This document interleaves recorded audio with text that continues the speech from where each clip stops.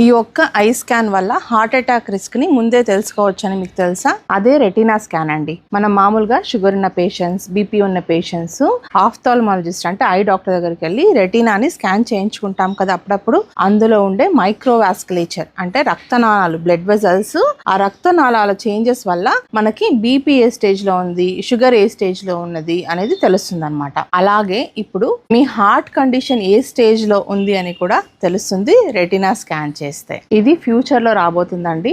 యూకేలో ఒక కొహార్ట్ స్టడీ చేశారు దీని మీద, research study.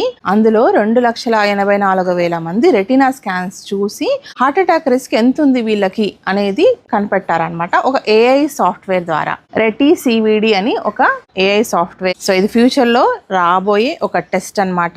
So next time మీరు కంటి డాక్టర్ దగ్గరికి వెళ్ళినప్పుడు మీ రెటీనా ఎగ్జామిన్ చేసుకున్నప్పుడు షుగర్, బీపీనే కాకుండా హార్ట్ అటాక్ రిస్క్ ఎంత ఉందని కూడా అడగచ్చు తొందరలోనే.